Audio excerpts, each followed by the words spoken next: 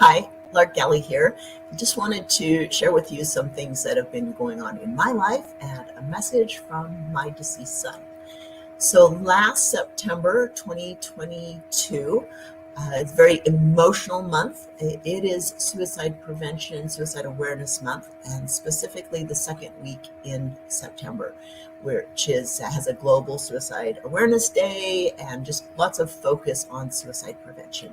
And so, as you can imagine, I was very heavily involved specifically that week.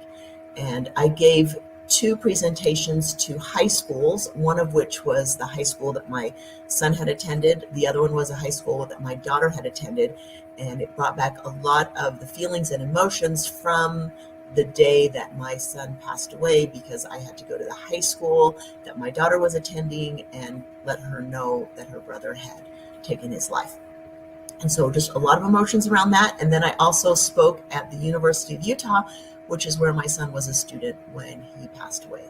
And while these were great experiences, they were also took an emotional toll on me. In addition to those three live presentations, I was also able to be part of a virtual presentation that went to over 160,000 people globally. That was being filmed live, and then we've been able to do lots of streams after the fact, recordings on that. And so while I did have a great impact, it was also very emotionally draining for me. And shortly thereafter, when I was talking with a friend of mine who has spiritual gifts, she's able to receive messages from the other side. And we were just talking, and she said, your son wants you to know that he thinks you're doing good work, but he knows that it's making you depressed. And I thought, well, it's a price I pay because I feel that talking about suicide prevention and bringing this message to the world is so important.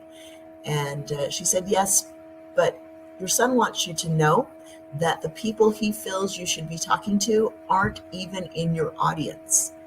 And this surprised me, because I thought, I'm speaking to middle schoolers, I'm speaking to high schoolers, I'm speaking to college students, I'm speaking to parents, I'm speaking to people who are grieving, who's not in my audience that I need to be speaking to.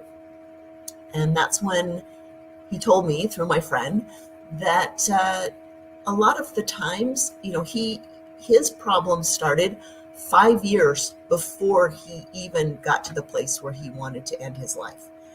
And so he suggested that I start talking to families with young kids and helping the parents to see the signs, or to create an environment that would help their children be able to cope with and withstand these difficult times that might be coming later on in their preteen and teenage years.